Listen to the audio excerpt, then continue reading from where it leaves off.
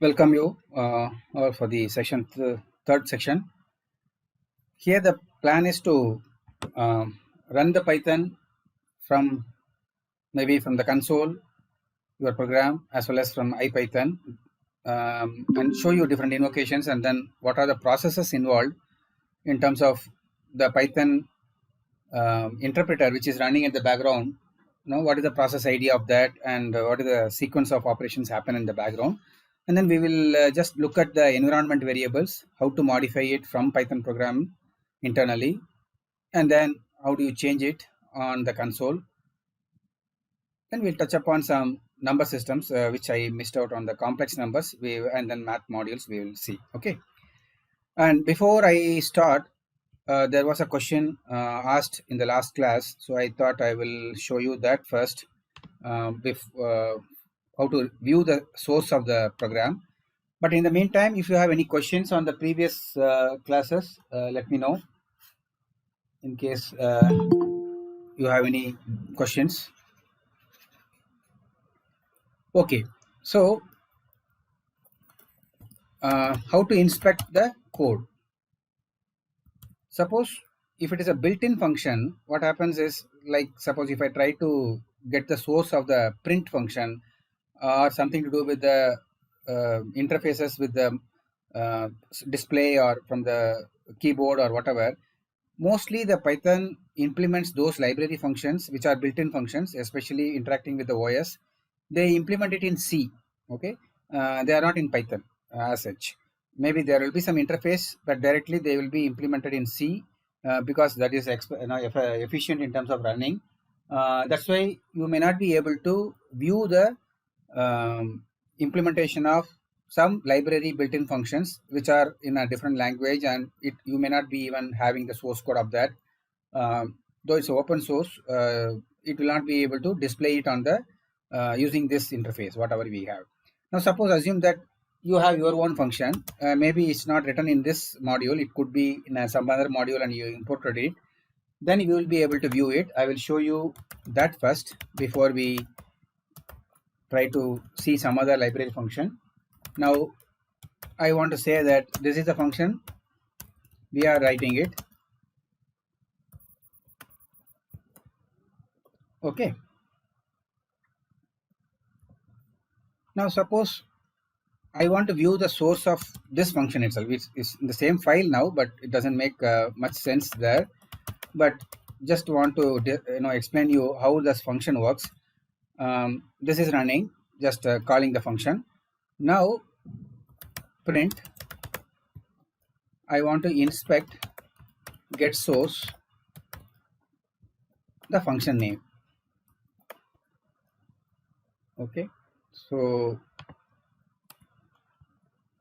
this gives you the implementation of the function itself. So you are getting the source of the complete Python source lines of that function. So this is one way of extracting and then trying to find out about the implementation that somebody else has done. Now suppose you want to actually see NumPy, okay, implementation of NumPy source, you could do that.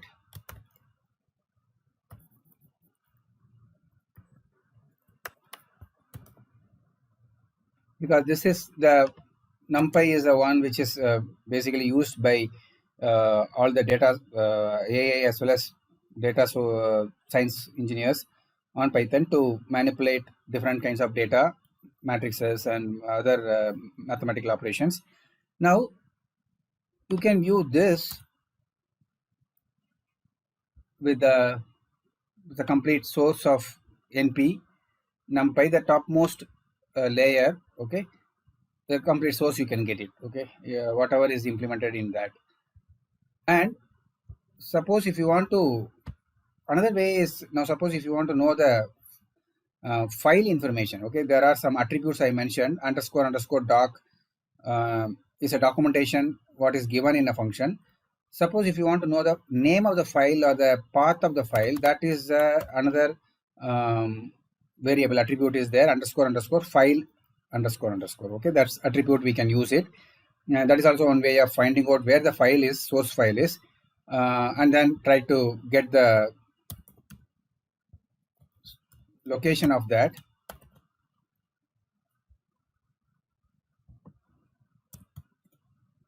So this is the path of your np file. That normally what happens whenever you have a module, np is a module, okay, numpy is a module.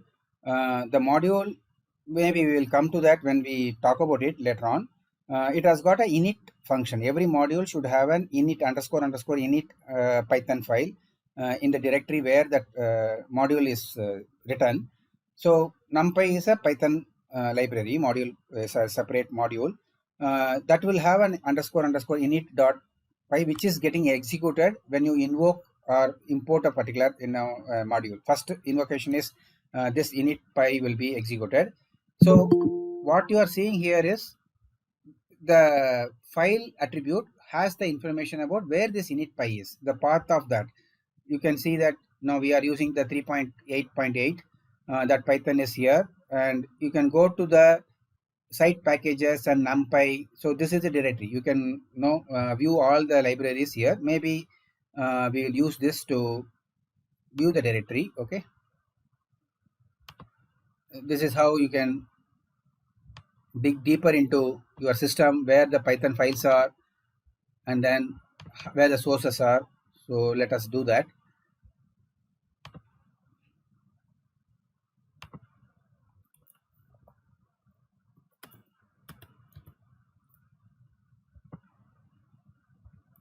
I'm sorry, I am not having mouse, so with the trackpad I find it difficult to navigate.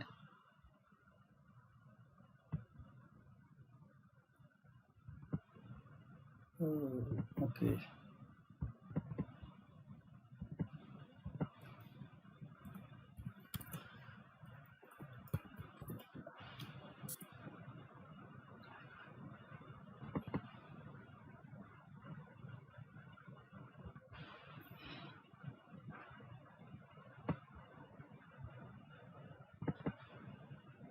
So I had earlier Anaconda version, I was using this 3.7. So that installation is there, site packages. And then I have installed Keras and other things. Now you can see that you can go to a NumPy, even TensorFlow and other modules are there.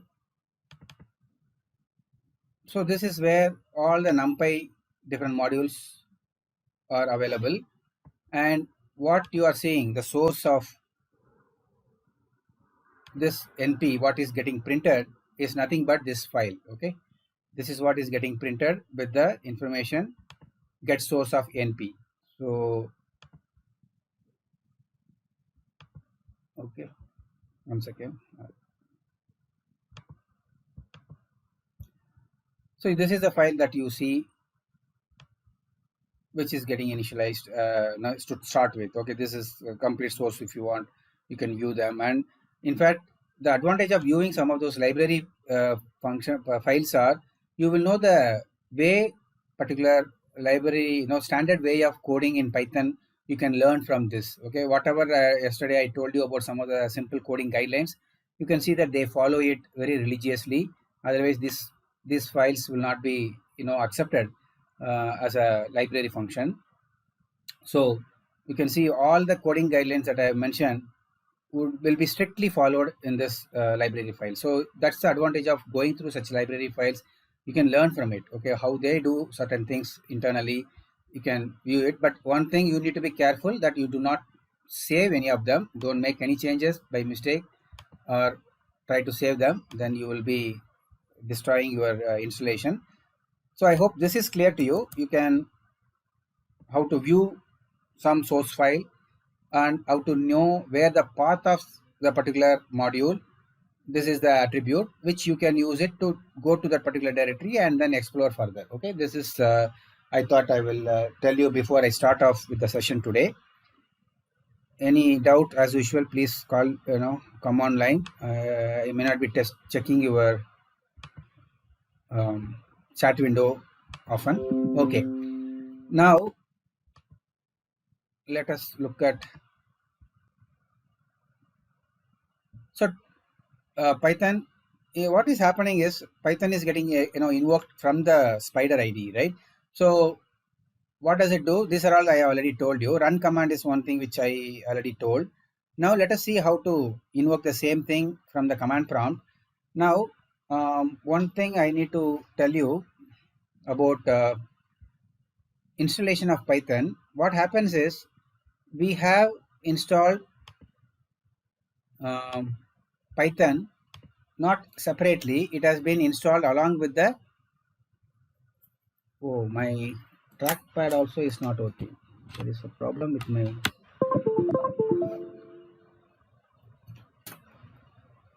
okay. So when you install Spider in the Anaconda environment, it internally installs the Python also. Okay. So there might be, you might have seen different environments. The reason for providing such a facility that you can install different versions of Python inside the environment. For every environment you can have separate Python installations, because you may have a requirement that you need to maybe maintain particular application in a given Python version. Okay, it could be 3.7, then something else maybe 3.8.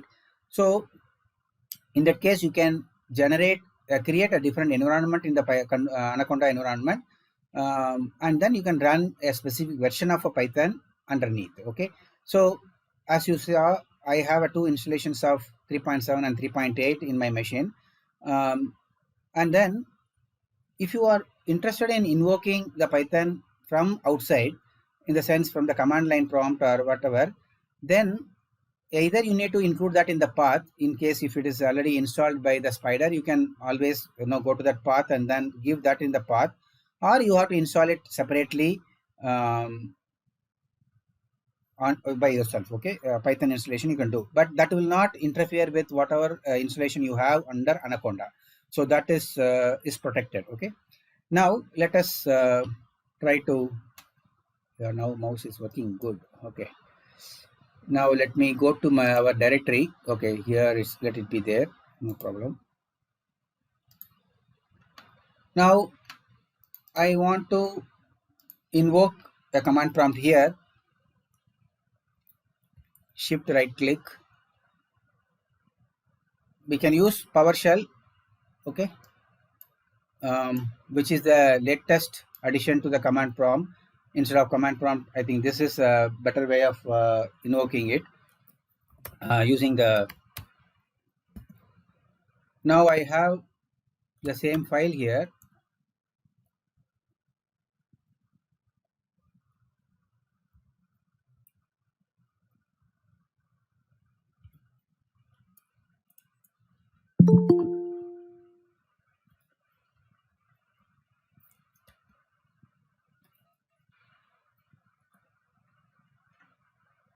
What is happening?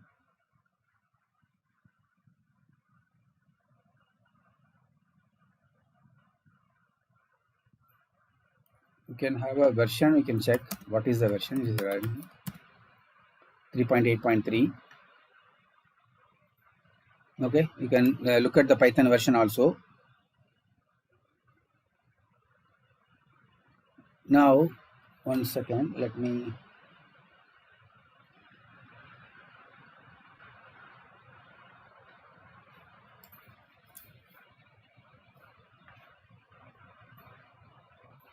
Yeah, this file is there.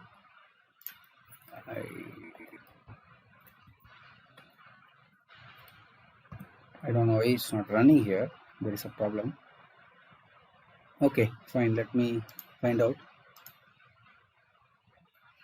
There is an access problem. Okay, now what I want to show you here.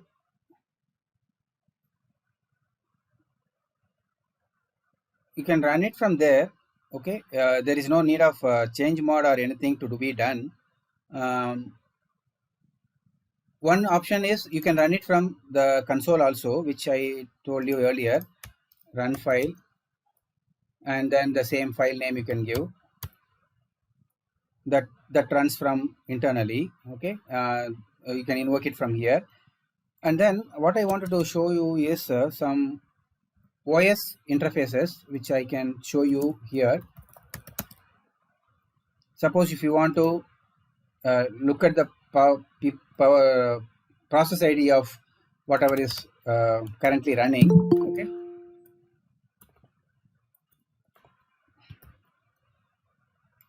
that is another one I will show you now. Okay, now we will debug that later on. Now OS get PID is an interface to the operating system, and we are getting the PID of the interpreter that is executing this code. Okay, now how do I know whether this is what is the process running actually? So let us see that. Let us look for this particular process 16608.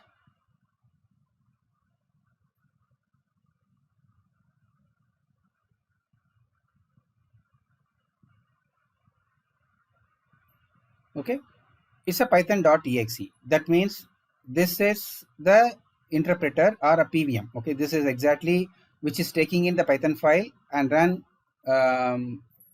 not only the Python file, it takes the bytecode and executes it. Okay, so now if you want to know parent of this, that you can go one level. Okay,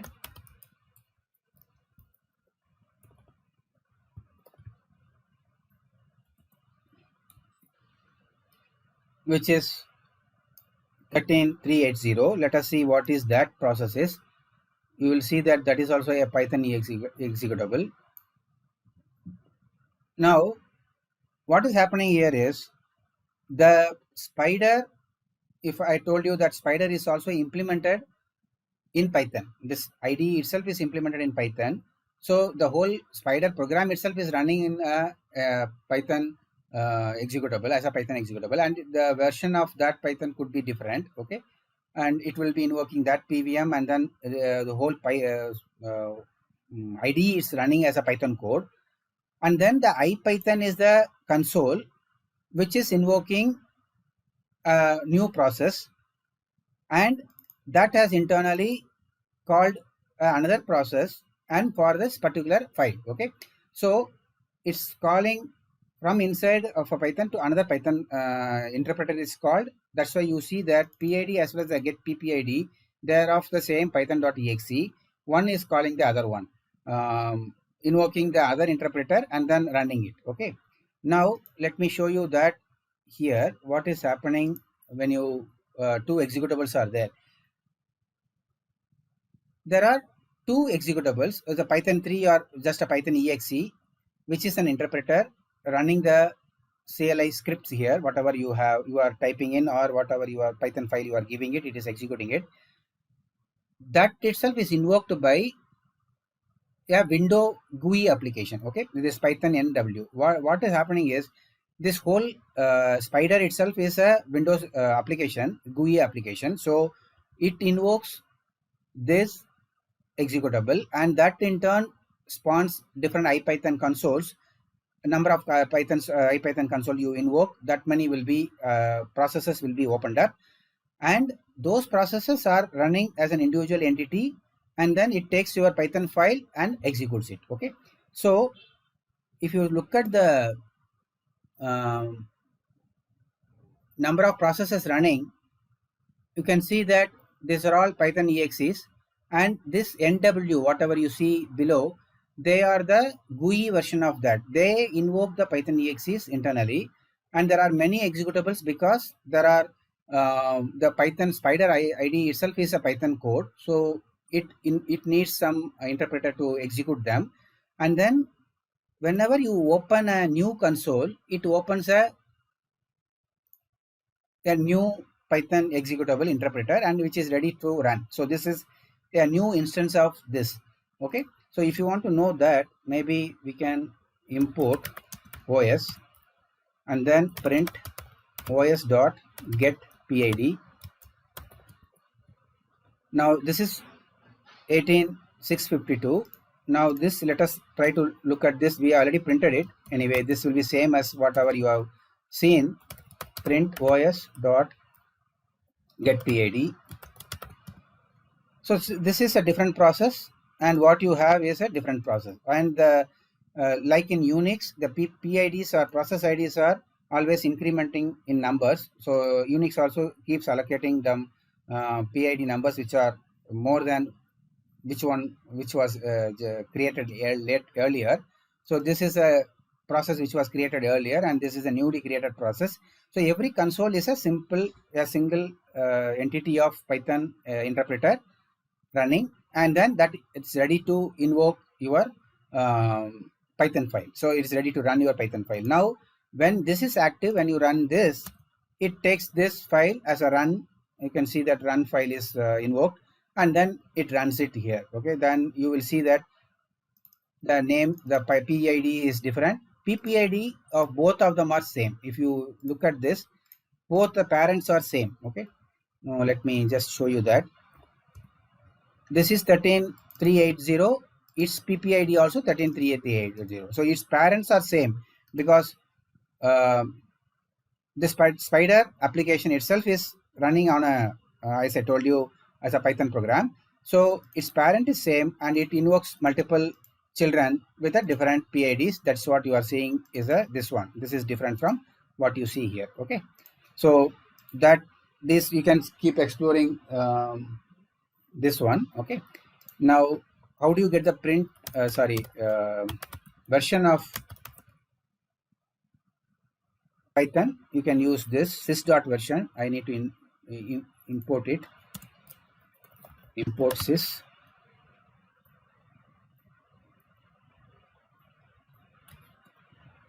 So this prints you the Python version. Okay, sometimes you may have to know what Python version you are using. So system, you have to import. These are all the modules which you are importing, and then we are using those methods which are supported by those modules. Okay, we'll come to the modules little later, what they are, and then some sample OS related calls are this. NT is a new technology, which is the name of the Windows thing. So you can know about what OS version is running, what kind of operating system is running. So Python can manipulate or try to behave differently based on which environment it is running, on which OS it is running. So you can do all those things by using these interfaces. Now let us come to the environment variable, which is the focus of this class. Okay, this is one thing. Now you may be aware of environment variable already. So what happens is, when you are running a terminal, it does it opens a new process. Now whenever a process is created, default details about the environment, in the sense the operating system, the processor related hardware, and then what is the home directory of the user who is running this program. So those information which is captured in the environment variable, which is nothing but a dictionary kind of a thing, which a pair of data. Okay, key value pair. So this, a set of environment variables are passed to the process which is spawning, and then they will have a copy of it. Okay, they individually, these processes will have a copy of this environment variable. Two reasons are there why we are doing it, because we want to pass on the information about the environment on which your Python program is running, and then accordingly you can make some changes to the behavior of your Python code, as well as you can also add some new environment or something which is specific to it. And then when you are creating a new process from here, that will be passed on to the child process, the modified environment variables.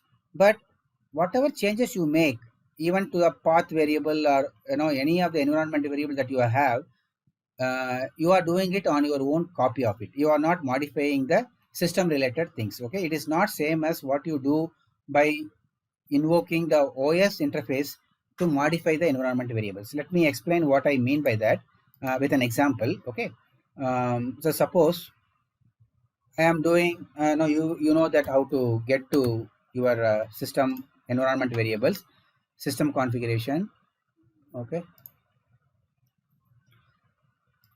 system information. Then you can look at environment variables that you have.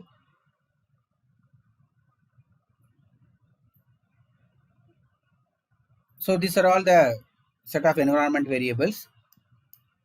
System environment, there are two kinds of environment variables in the Windows, in fact three. One is at the system level, and then user level, and application level, process level. Okay, so there are three kinds of environment variables which passes on information about what processor is running, and what is the temporary directory, and username, and the user directory.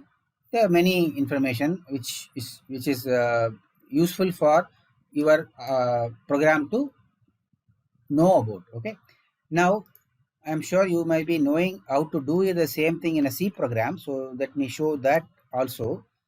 I just written a small C program. You know argc and argv. Of course, it also gets environment variable similar to argv, an array of character pointers.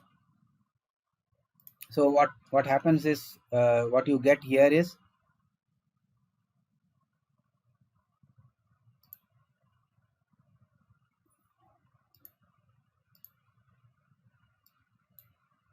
you envp environment. So it's a character pointers. Okay, it's an array of character pointers. Each of them are having the environment variable that you have. Okay, so it's a pair of values which is getting passed on to the program, so you can still modify it. And how do you know the end of this? It's a now last one is a null, so that you know where to end looking for an environment variable. So it could be some any number, okay, based on the operating system, and then what all environment will you set it in your environment. All of them will be passed on to your C program. So similar to what is getting passed to your Python program, also you get it in a C program. So how do you print it? You can go through it by each array, okay, element by element, as a string. It's like a character pointed to a string of characters. It's an array of character stars. Okay, it's an array of character star. You can see that environment variable is array of character star. Okay, I'm sure you know the right left convention of following what actually means. This is envp is, you go to the left and then right. Sorry, first right. Array, it's an array of character pointers. Okay, you have to go to the right from the variable name. You go to the right and then come to the left, again go to the right and left. So this is a convention followed to know a complex data type which is defined in a C program. So envp is nothing but an array of character star. So you have to go to the right and then left. So how do you access it? It's an array of character stars. So this is a character star itself.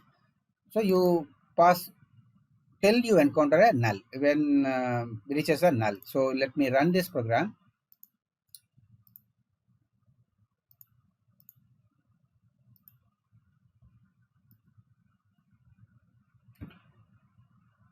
So same environment variable that you have seen by looking into the system information, we are seeing it here. Okay, this is again, I said, a value pair. But it passes on like, the environment variable equal to the actual value of that particular variable.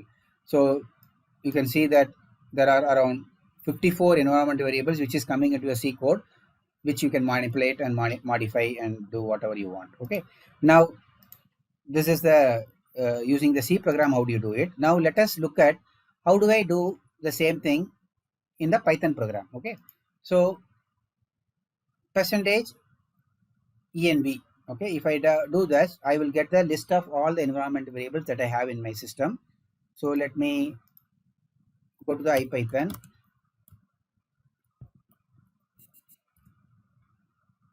So you get the same thing here,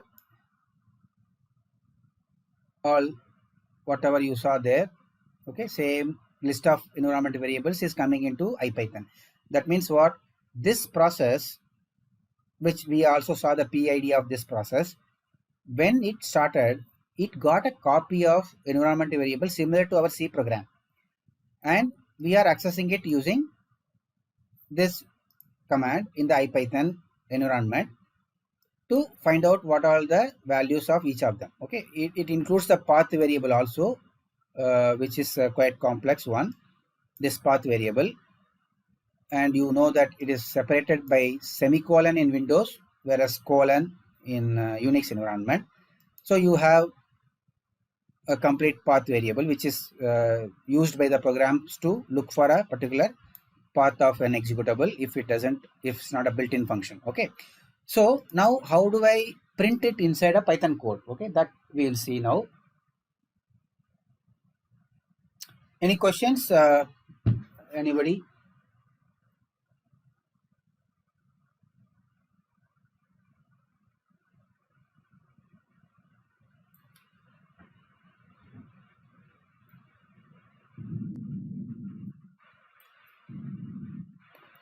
Okay, now let me show here.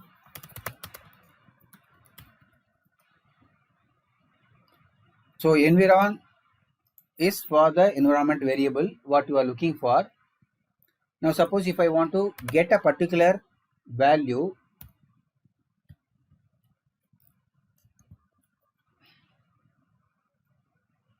path is one of the environment variable which is come in.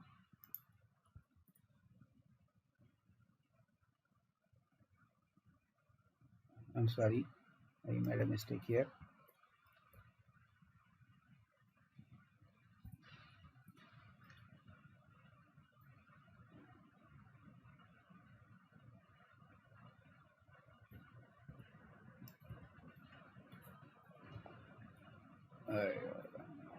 What am I doing? Okay, so you have to give the name of the environment variable and it gets you the value of that particular environment variable here. Now suppose I want to change something. Okay, let me first get the value.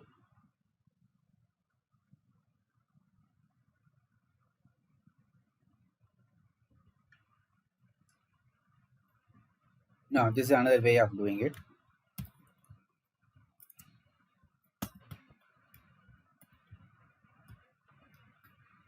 Now, this is what I mix it up. Okay, now see, there are two ways you can get a particular variable or environment. You have to give as access it as a direct dictionary, wherein you will give the key and it gives you the value. Okay, so this gives you the username which is already there. Maybe you can look for it in the when I printed the environment variable. Oh, I am printing too many things, so let me stop this. This is not needed. Okay, we will print very less things so that you don't get confused. Path is also a longer thing, so let me comment it off. Now suppose if you want to modify an environment variable, what you do is you can assign it.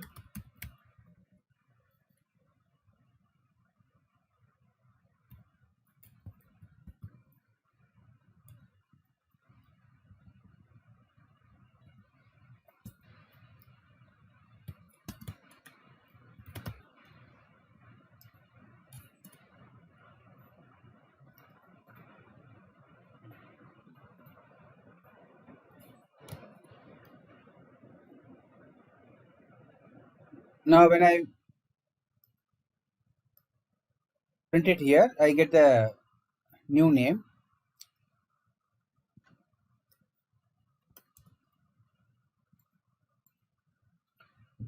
Okay, now another important thing here is that when you are changing here, you are not changing the original copy of the username. Okay, let me show you that we are not disturbing the. Okay, I already opened it. Let me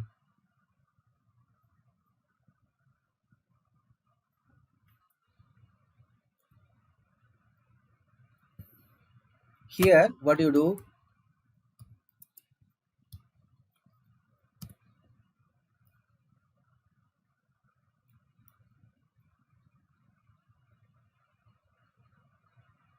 I forget the name.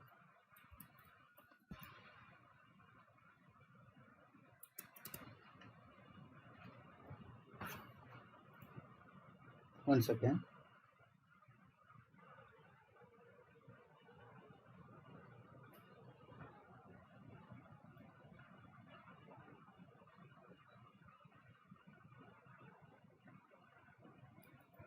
Okay, let me do it on a command prompt.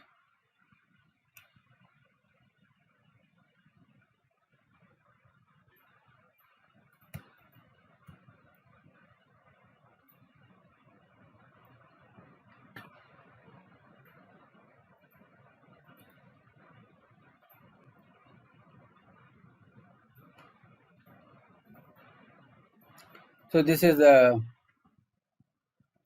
command prompt which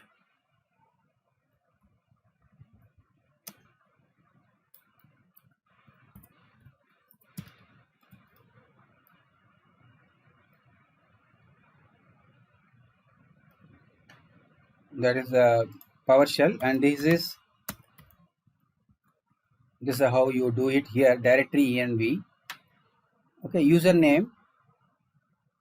See, I printed directory env. Okay, colon. That's it. That gives you the list of environments variables which are there. You can see that username is just Mowgli only. It is not changed. This copy is not disturbed. Though, so you send this copy of environment variables to the program, and then when you modify it internally here, the username, it doesn't impact the original what you have. Okay, that's what I wanted to show you. Either we can do it on command line or PowerShell, whatever. It's this is what you will be seeing. Okay, fine. Now, any questions from anyone? You guys are having dinner or a little too late for you guys?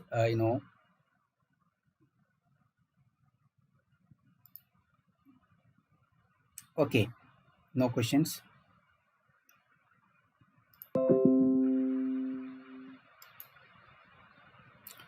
Now we have some 10 minutes, I think. So let me show you some number system in Python. Complex numbers, which what I wanted to show you today. Okay, both real and imaginary numbers, you can get it printed. It's a built-in support in case if you want to play around with complex numbers, you can do it. Suppose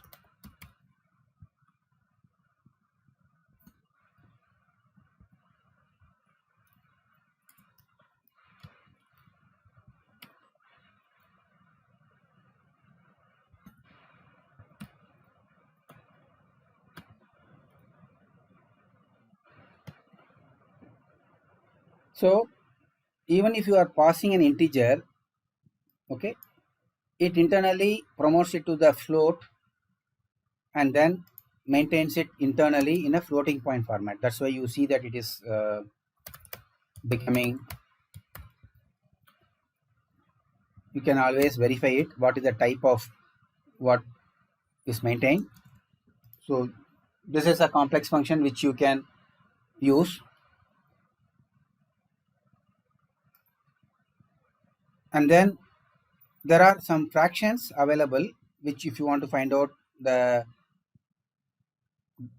fractional representation of the number what you feed, I'll just show you a few programs, say just few lines of how to use it. So normally you need to put all the imports in the top. So let us do it here from fractions, fraction. Okay, so let me show you.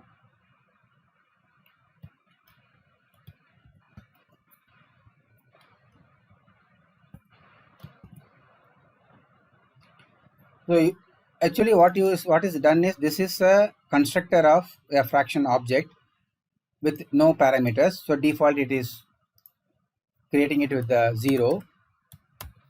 Now there are too many ways of invoking it. Okay, let us, if two arguments are there, as you can see the comment, if two arguments are passed, 8 and 6, will produce a rational number 8 by 6 or 4 by 3. Okay, so you can see that. Let us just, it gives you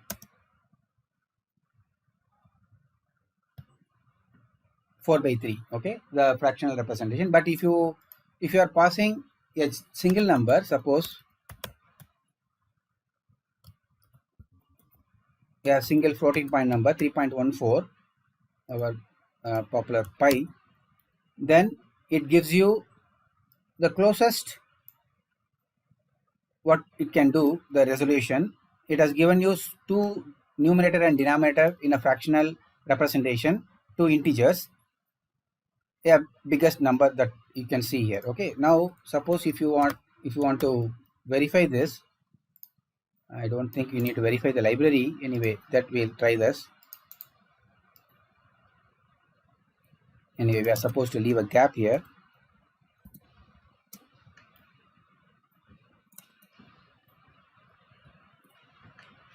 So you get back whatever is the internally how it calculates. It depends on the library.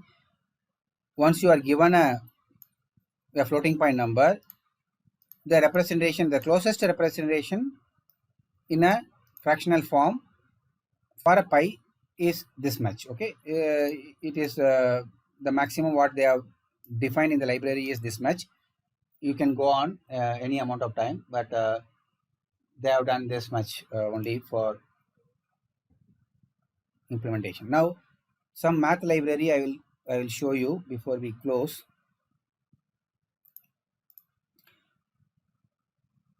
So math module provides access to mathematical functions defined by the C standard. Okay, one thing about Python is most of the libraries are implemented in C. Okay, because the major complaint about the Python is that it is slow, because if everything is running on a PVM, it will be slow because of bytecode conversion and then running it in a bytecode format. So all the libraries, especially those libraries which are very performance critical, they are all implemented in C. That's why you see that there is a closer relationship between the C implementation and the C libraries in Python. Okay, if you are familiar with C, you will see that most of the things are similar or more or less same what you see in C. So C math module is one which actually implement in C, and then you have all these mathematical library functions which are available to you, which you can use it for all your mathematical calculations. So now let us import the math library.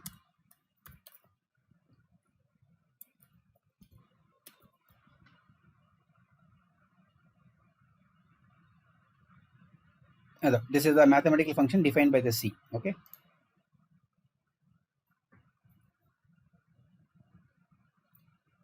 Now simple floor and seal I will tell you.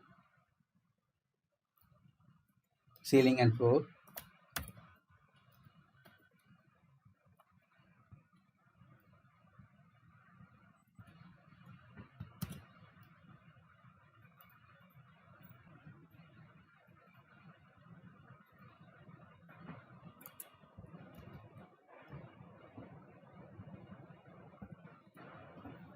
Okay, floor and ceiling is, this is the floor, the lowest integer representation that you can have for a given number, and ceiling is the highest integer representation of the number that you have. Okay, so you can see that if it is 2.4, you will see that it goes up to the highest number is 3 integer, and then the lowest one is 3. Okay, 2, sorry, flooring. So this is typical operation that you can see. Now before we close, just wanted to show you how to take input from the user. I'm sure that is the most important thing, that input here, floating point number. Suppose you do this.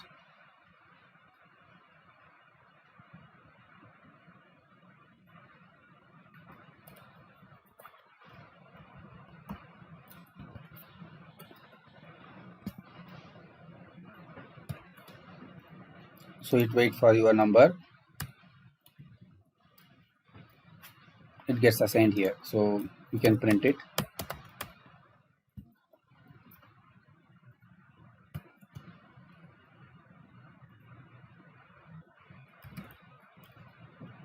So you can take input, very simple. It's not as complex as a C program. You can just say input and then whatever text you want, then followed by whatever you type in, that will be assigned to this, okay, label. Again, this comes as a string, okay, and then it prints you. Okay, now let us see whether what is the type of this variable, what you are getting from the input. We can see that. Always you can just verify it in case if you are in doubt. That gives you clarity on what is happening, how the whole thing is working. So you can guess it also that it will be a string, because whatever you type is a string which is getting passed, and then the address of that string is what is stored here. As I told you, the reference to the string object, it creates a string object and then passes on the reference to the string object. Now when you print it, the string is converted into a float, and then it's what you are seeing it there. Okay, so actually it is printing the exact string itself. It is not even printing the float value. Okay, so even though it is printing 3.14, what you are typed, sorry, not here, whenever the input number whatever you are typing, when you are printing it, you are actually printing it in a string format only. It is printing a string only. Okay, it is not printing floating point number. Okay,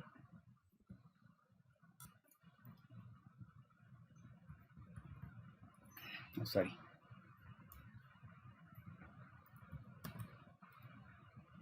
So whatever is getting printed is a string of whatever you fed in. Okay. Okay, so before I close, I wanted to ask you guys, today you are this is the homework. You can try it out, trying out the environment variables, and then getting to know about the process IDs, all that you can do. Some Can you come on, somebody, and tell me whether pace is okay? You want me to type like this and then tell you exactly what is the different programs are running, and then show you, or what you expect from this course? Anything that you want me to change the way I do it, please feel free to tell me.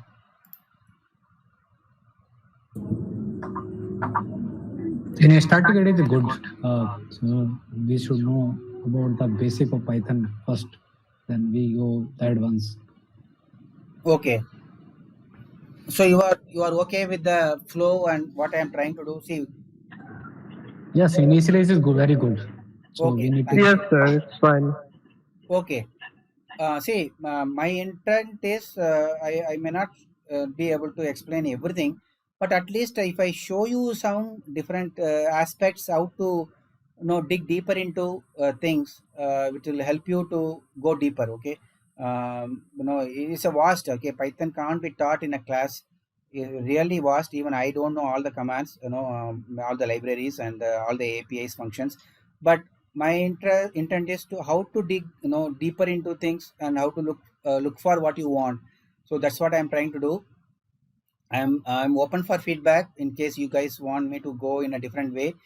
I felt this the way of teaching is actually was good for the previous students. They felt that uh, while I am taking class, if I am trying out things, you will also be parallelly doing it. I'm not sure whether you are doing it or not, but you can also try later also. So sometimes I may also not be able to do it, some mistake, and I may not remember it also. It's okay. Mistakes do happen for everyone, so no issues. But in case anything you want me to do it in a different way, I will do it. But you feel free to ask me any doubts anytime. If you have tried out something and then you don't understand what is happening, please feel free to ask me. And then before I just drop off, one question. I hope the people who had a problem in installing the Anaconda Fresh, could you solve it, or you still have an issue? I didn't know. I don't remember the person who had the issue. Solved, sir, solved. Oh, how did you do that? Maybe it's a knowledge I will also gain. No, sir. I used another user from my. Means I just changed the user from my laptop, so Oh, that's what. okay. You created a new user and then installed it. Yeah. Yes, That's sir. a good, smart way of resolving it. Okay, fine. How many? I think I can I assume that all of you are having this environment now available on your machine. Can I assume, or still some people are yet to do it?